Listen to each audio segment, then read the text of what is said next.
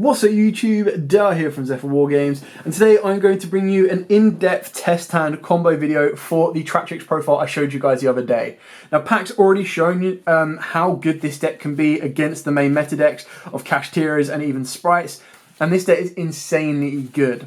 So, if you want to see more Traptrix content like a no budget restricted profile, then make sure you smash that like button. Getting it above 50 likes in the first 24 hours will unlock that for you, and even more Traptrix content should you want it.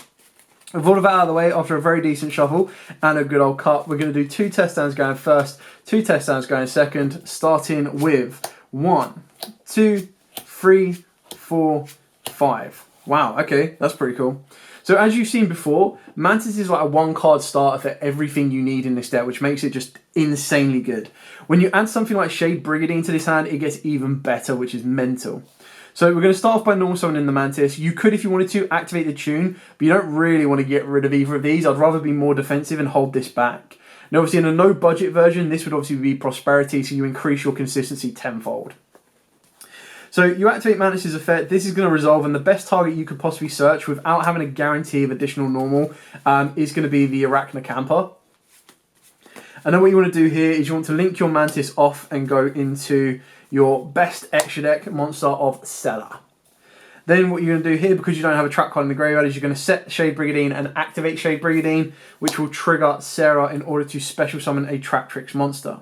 Now, if you didn't have the Arachna Camper, or this wasn't Mantis, then the best one that I would say to summon would be the Momelo, because Momelo is a mandatory trigger, so it will activate even if your opponent doesn't have any spells and traps, and that will trigger Sarah to set you a trap hole card.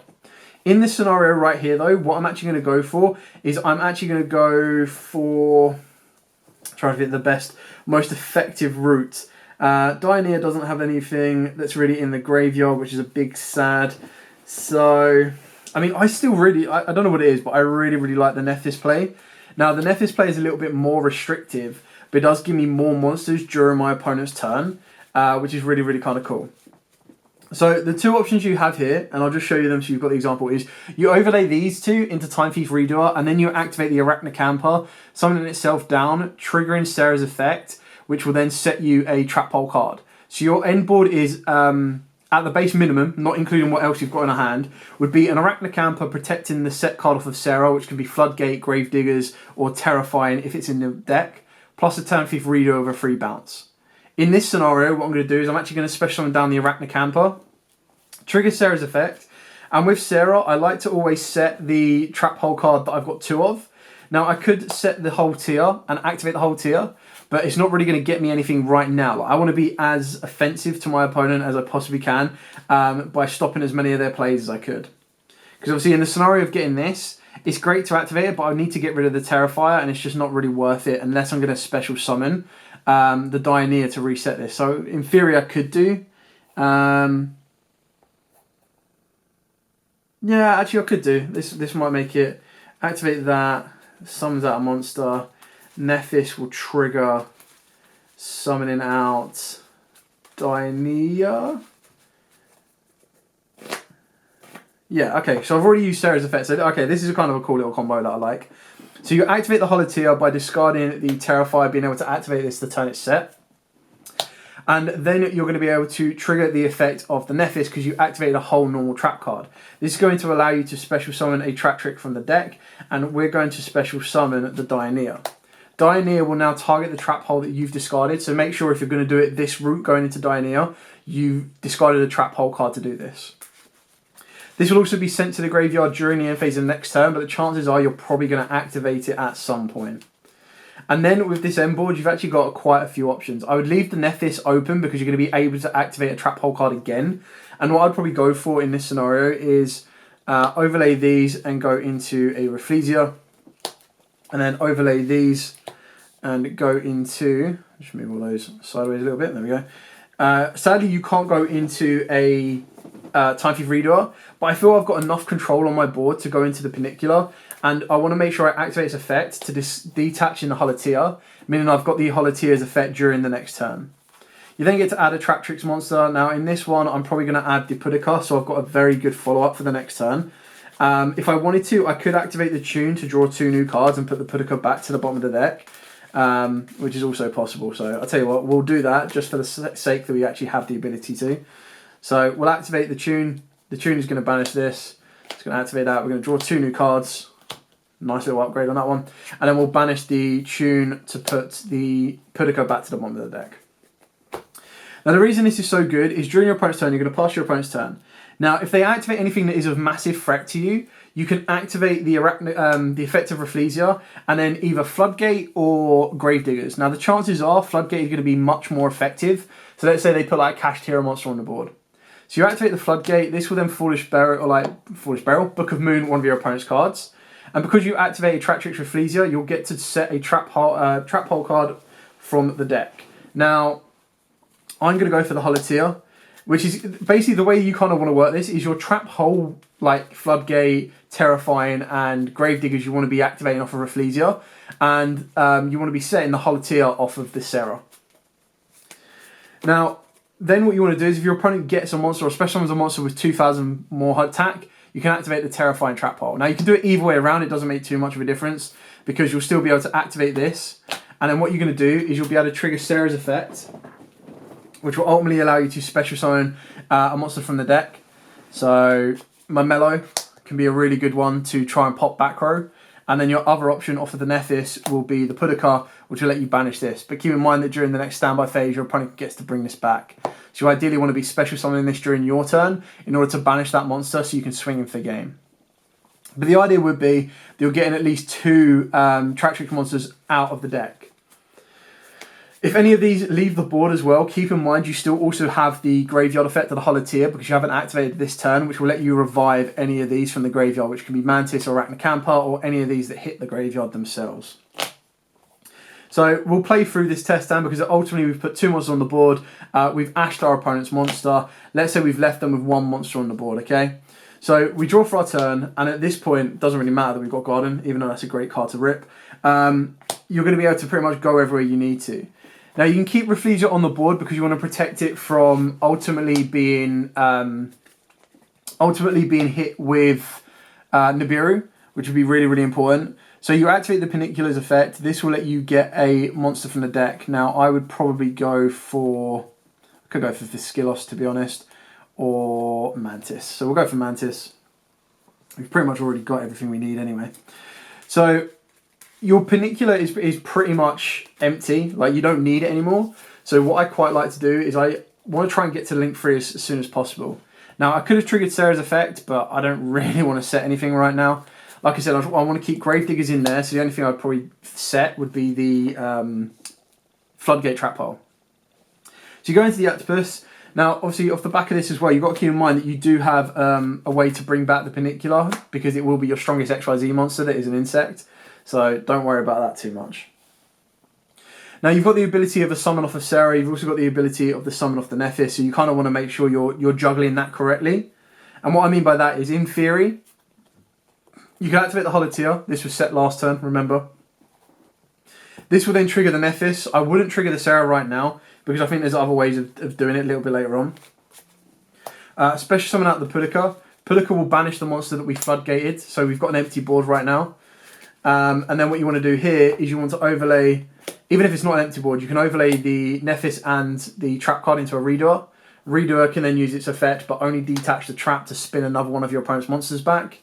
And then you still haven't even conducted, like, you still have to activate Garden. You still got an additional normal summon as well. Mantis, Search Out, do whatever you need to.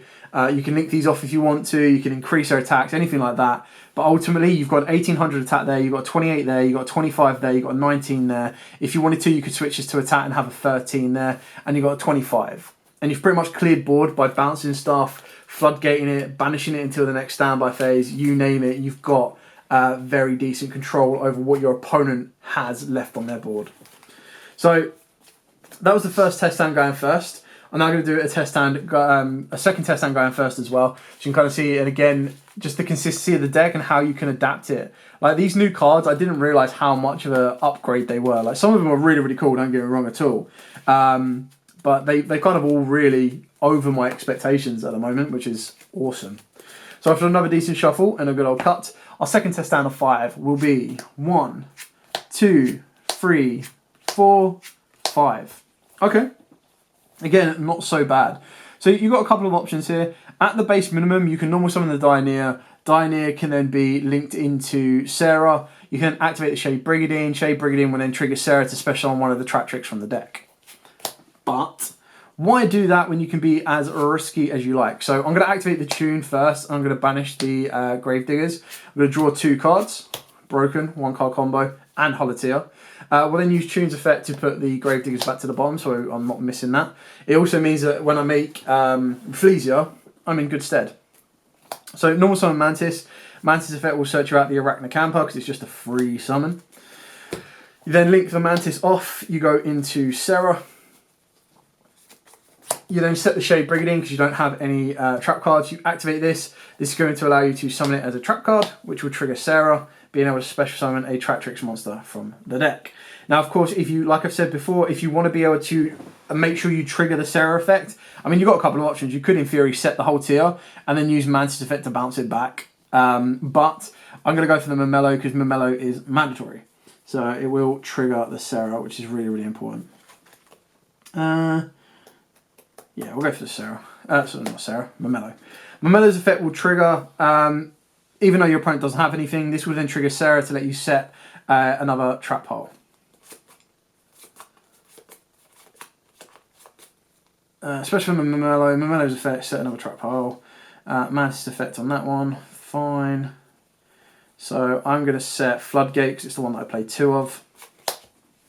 And the reason you want to do it this way is you're going to overlay those 2 and you get your redoer. So this is the base minimum, getting a redoer and going from there. So there we go. Redoer now has a non-target bounce, which is really important. You've got a Floodgate set up and you can special summon down the Arachnocampa, protecting these back row. Now, obviously, if I had another trap card in my hand, I could activate the Holotear and push that a little bit further forward. But what we're going to get during our opponent's turn is what makes it so important. So this is like the base minimum. This is with like a nice little additional draw on that one. We've got a follow-up plate of Dioneer. We've also got the Floodgate, plus the Holotear and the Ash. So we pass our opponent's turn, redo it in a standby phase with attach a material. At some point, usually the way I'd probably want to work this is if your opponent special summons out a cash monster, for example, you activate Floodgate Trap Hole and you flood it straight down. Straight away, that locks your opponent down. They're not really going to be able to do anything. And you'll also be able to trigger Sarah's effect. This will let you special summon a Traptrix from the deck. Now, at this exact moment in time, because I've got the Dioneer in hand, I can't really loop the Floodgate. So we're going to summon out the Nephis. So the only thing we haven't used of Sarah yet is when we activate a Traptrix Monsters effect, which we will be doing, so don't worry about that. Now, if your opponent goes, right, okay, well, there's nothing I can do, move to the end phase, that's when you go, okay, cool, redo his effect, detach a trap, spin this back to the top of the deck. Then you can activate the Holotear because it was set the previous turn, summon itself as a trap card. This will trigger 2 chains of events. This will trigger Sarah to special summon if you want it to, and then it will also trigger, it'll also give the trigger, or you've got the trigger for the Nephis. So we've already special summoned off of Sarah, so we're going to special summon off of the Nephis this turn as well. And this is going to let us summon out, again, pretty much any Traptrix monster you want. I'm going to get the Skelos, because then I'll have the ability to loop back some of my graveyard utility if I want to as well. So we shuffle that up, we're going to draw a card for turn. We've also got Ash, so if they did try and do anything, we can Ash them. Standby phase redoer would attach. And then you can see we've pretty much got a full board of whatever we really want to be building up into. You kind of want to try and be able to use a Traptrix Monsters effect because that will allow you to set up your play off of the back of Sarah. So that's kind of what you're aiming for because you need to kind of use a monster effect to set the trap hole Holotear, which again is absolutely fine and easy to do. So what we'll do is we'll overlay these 2 here, and these 2 I'm actually going to go into the Alamiris. And the reason I'm going to do that is I'm going to use Alamiris' effect to detach 2, to target an insect or plant in the graveyard and special summon it back. So we're going to go for strength. So we'll special summon back the Mantis. Because I've activated a Traptrix Monsters effect, Sarah's effect will trigger to set me a trap hole card. And I'm going to set the Holotear because I'm not going to use the graveyard effect of it this turn. Then what you want to do here is you want to use Mantis, Arachnocampa and the Alamiris. And you're going to go into your Octopus will then activate the Halatia, discarding the evening match because it's completely dead to us now. This will then allow us to either trigger Sarah or the Nephis. Doesn't really matter which one you want to go for. I'm actually going to trigger the Nephis because I'm going to get rid of it off the board. If your opponent's got another monster on the board, then of course the Puda can banish it, get rid of it, do whatever you need to. So summon that out. And then what you want to do here is we're going to overlay these two. Keep in mind we haven't even conducted like a normal summon yet, which Dianea can come into play. We're going to detach a material from this one. We're going to search out a Traptrix monster. So we'll search out the Pudica because Pudica can give us an additional normal summon. We're not locked into links or plants or anything like that, so entirely up to you. You could, in theory, if you played another Octopus, go into a second Octopus as well. This links on cards on if it's about all Traptrix monsters you control gain a 1,000 tap it while you have a normal track on your graveyard. I mean, that's kind of cool. I mean, I don't see why it's like it being a hard once per turn or anything like that, so that could work out quite nicely. I might consider that. So we'll put a Clara, yeah, we'll put a Claria there. Obviously, normal summon the Pudica. Pudica's effect will get Garden, activate Garden, link Pudica off into your second Sarah. This is just overextension, like you don't need to be doing any of this really. Because I mean, at the end of the day, the board is still really, really powerful. So the board is sitting on 28 there, 35 there, 24 there, 28 there, and 18 there. And I still have the ability, if I really, really wanted to normal summon the Dianea. But it wouldn't really take me far because I would have already done everything I needed it to do. So again, that's pretty much it going first. You can see how this deck has evolved, which I really, really like. Like the control factor of this is just nuts. I absolutely love it. So now let's go into the big important question. How does this deck go second? Now, the way this deck goes second is it's got loads more consistent ways of getting into certain cards. But because of the fact that it came with evenly matched, you actually have the ability to main that card.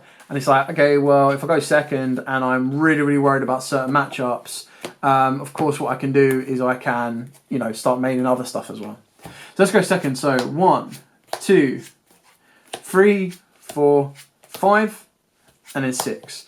This hand is nuts. So let's say we're against a full cash board, right?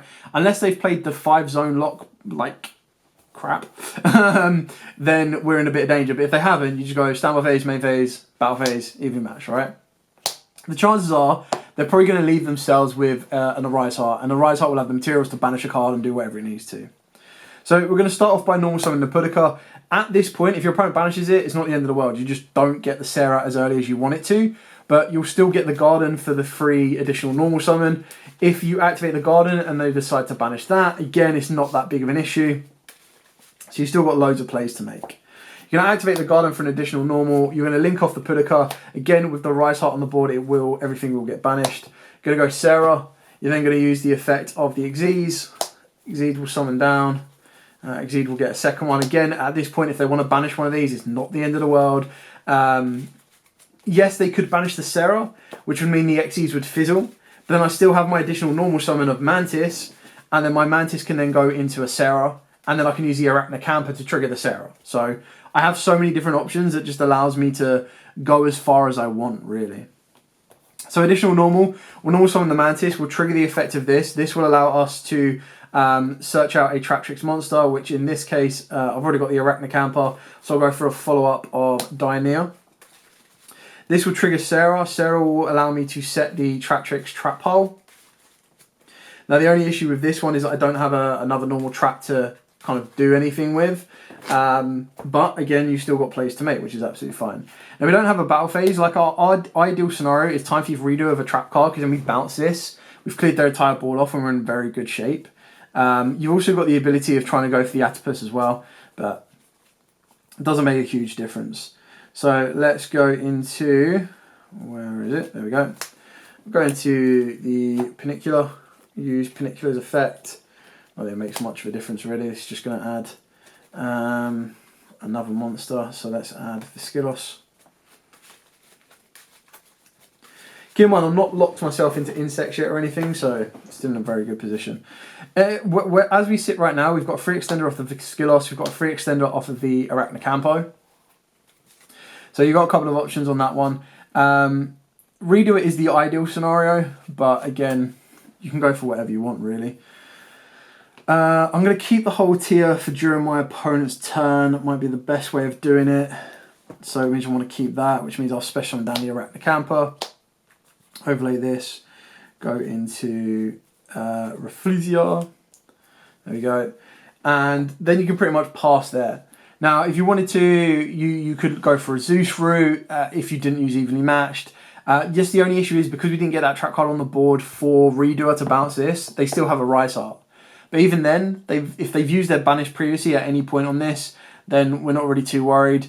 They go around to their turn. They probably want to try and banish the Rafflesia.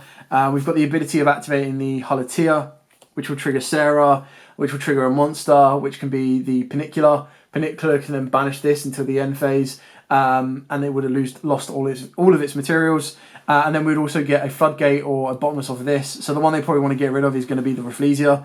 And even when they do, we still then have follow-ups for Dionea, the Skillos, and Mantis for the next turn. So you've regained so much resource, plus you'll get the set off the Sarah, you'll get the special off the Sarah as well. It's just in a really, really good position. Now, obviously, that was very favourable because we did open up the evenly matched. Sometimes that is just the way it works. Sometimes you won't see evenly matched. So the question is, how do you break a board if you don't see evenly matched? Well, in this test stand, what we'll do is even if I see evenly matched, we'll put it back and I'll show you of the different ways that you can continue to kind of like play through a board. So our final test stand of 6 will be 1, 2, 3, 4, 5. Yeah, I don't think there's anything I'm going to win perm there. 6. Okay. This changes things a little bit, but nothing too mad because we've got the Halatia as well. So what I mean by that is, in theory, what you're probably going to want to do is they'll probably try and use Shangri-La's effect during the draw phase or standby phase to special summon from the deck. And you can imperm that.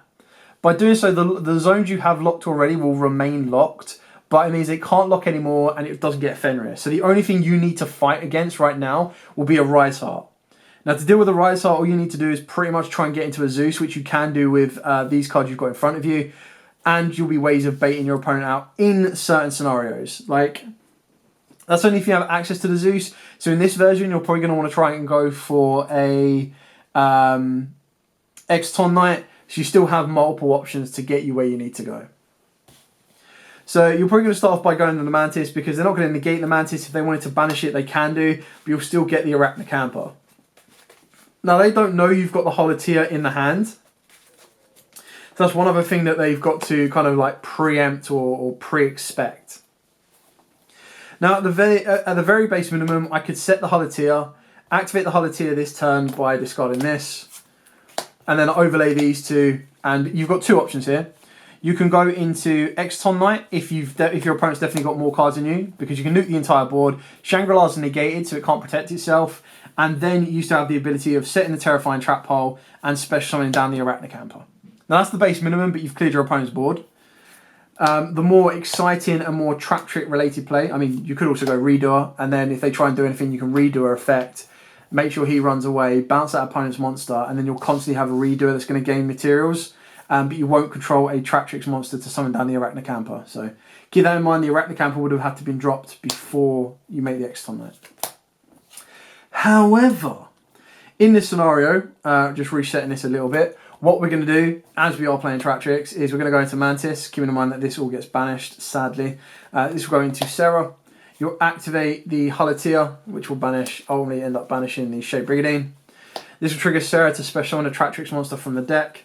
You could go for the Pudica, which will then allow you to banish that Rise Heart, which is meaning everything gets banished. Yes, they will be able to bring it back, but it loses all of its materials. If they wanted to interact, they could then interact to banish one of these in response. Entirely up to you. If they get rid of one of these, it's not the end of the world because you still got the free special summon of the Arachnocampa. If they get rid of Sarah, again, it's not the end of the world. So it really depends on where you want to go. But obviously at this position here, this is another way into Redoer, this is another way into the Exton Knight, and you'll still have Sarah, so you can go the Arachnocampa to get you an additional trap card. So this is the ideal scenario and the ideal route to go, but it's not as direct. So let's say, personally, Pudica's banished the... Let's say the Pudica has banished the Rise Heart. We'll go into Redoer, and the reason you go Redoer is you can detach a material, and this one will actually now have to go to the graveyard. This will allow you to bounce the Shangri-La, so unlocks all of your zones again. Then you can special summon down the Arachne Camper. This will then trigger Sarah's effect, which will let you set a trap hole. So I'm going to set Floodgate. And then what you want to do here is you can go into battle phase with Yugioh, you might as well, and Sarah if you need to, if your opponent's put anything in defense without an effect. And then you get to set the Terrifying Trap Hole, you pass your opponent's turn, and then obviously draw for standby for end phase, they get to special on one back. And then you'll get Yugioh will gain a token off the back of this, or not a token, a monster from the top of your opponent's deck. And then you've got the ability of activating Floodgate or Terrifier, which will trigger Sarah, which will then give you a Panicular again. Pudica, and then that will keep banishing your opponent's stuff. And you've got, if any of these hit the graveyard, the Pudica or the Arachne Camper, you can banish the Halatia, bring it back. You've got Momelo for a normal summon play starting off the next turn. So again, it's really, really good to kind of incorporate it, even without an evenly matched. You still need to kind of play through it. Now, yes, okay, if I didn't have the Imperm, I couldn't negate the Shangri-La, I would have then been facing down a Fenrir as well. But keep in mind, this is all luck of the draws. Like sometimes you'll get one out, sometimes you'll get two outs, and that's where ideally your side deck comes into play, or you're going to build and adapt your deck. Like if your entire locals is Cashiers, which you saw in Pack's video, I believe you faced like 3 Cashiers and 2 sprites, or 4 Cashiers and 1 sprite. And this deck did incredibly well. Like it can play a grind game, it can play a very, very fast control game, and it even has the ability to break boards as well. Anyway, I hope you found this informative. I hope this has kind of shown you a couple of in-depth ways of playing this deck and how you can kind of change it up and do it a little bit differently should you wish. If you have any questions at all, please put them in the comments down below. I will be more than happy to answer them for you. But for now, as absolutely always, guys, thank you so much for watching. Stay safe, and of course, happy dueling.